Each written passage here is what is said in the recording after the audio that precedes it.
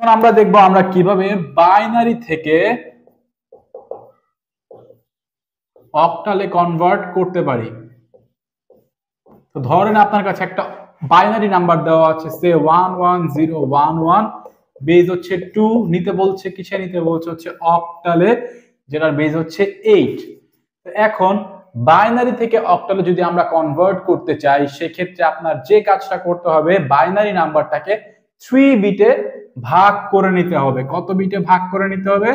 3 বিটে আপনাকে ভাগ করে নিতে হবে। কেন আমরা এখানে 3 বিটে ভাগ করব? অনেকের মনে এই কোশ্চেনটা জাগতে পারে।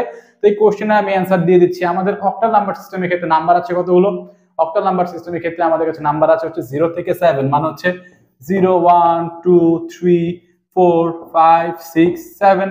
তো 0 এর বাইনারি কত? 0 এর বাইনারি 0, 1 এর বাইনারি 1, 2 এর বাইনারি 1 0, 3 এর বাইনারি 1 1, 4 এর বাইনারি হচ্ছে 1 0 0, 5 এর বাইনারি 1 0 1, 6 এর বাইনারি 1 1 0, 7 এর বাইনারি হচ্ছে 1 1 1, তাই না?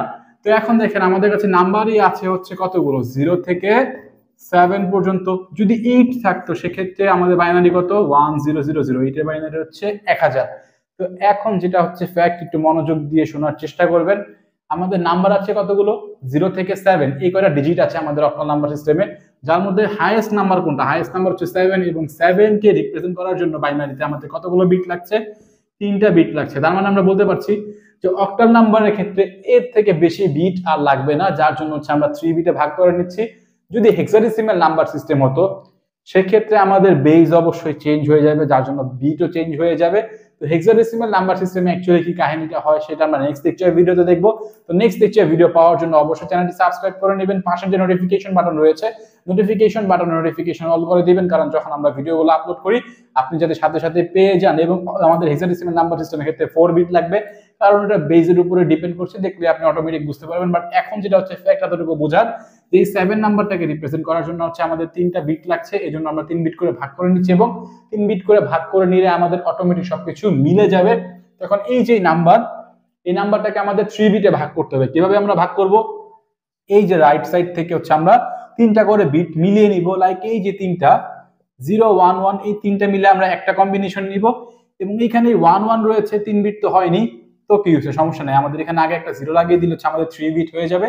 লাইক যদি আমরা লিখি, এখানে একটা 0 আমরা অ্যাড করে নিলাম, এই 1 1 রাখলাম এখানে, দেন একটু সেপারেট করে আবার এখানে এই 0 এই 1 1 লিখে দিলাম। এই নাম্বারটা এখানে আমরা লিখেছি, একটু যাতে আমাদের সুবিধা হয়, যাতে আমাদের ভুল না হয়, এজন্য হচ্ছে আমরা একটু সেপারেট করে লিখে নিয়েছি। এখন এই যে নাম্বার 1 1 0 1 1 0 1 1, এই 0 1 1 এর এটা কার বাইনারি? অ্যাকচুয়ালি 3 এর বাইনারি না, তো এখানে আমরা 3 লিখে দিচ্ছি। এটা কার বাইনারি? 3 এর বাইনারি, এখানে আমরা 3 লিখে দিচ্ছি।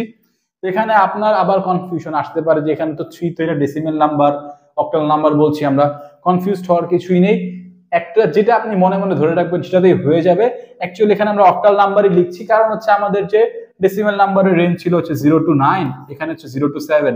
তো আলটিমেটলি হচ্ছে এই রেঞ্জের আন্ডারে এই রেঞ্জটা পড়ে যাচ্ছে, তো আমরা অক্টাল নাম্বার বলি অথবা ডেসিমেল নাম্বার বলি, আপনি মনে মনে যাই রাখবেন না কেন, অক্টাল নাম্বারই হবে। তো এখানে আপনার যেটা হচ্ছে সিম্পল স্ট্র্যাটেজি, আপনি যেটা করবেন 3 বিটে ভাগ করবেন, ভাগ করে যার বাইনারি সেটা হচ্ছে আপনি লিখে দিবেন, আপনার অ্যান্সার মিলে যাবে। তো আলটিমেটলি 1 1 0 1 1 বেস হচ্ছে কত? 2, এটা হচ্ছে অক্টাল নাম্বার হবে হচ্ছে 33। আশা করছি বুঝতে পারছেন। তো আমাদের লাস্ট একটা কোশ্চেন ছিল, what is the next number after 7 in octal number system? তো অক্টাল সংখ্যা পদ্ধতিতে 7 এর পরের সংখ্যাটি কত? তো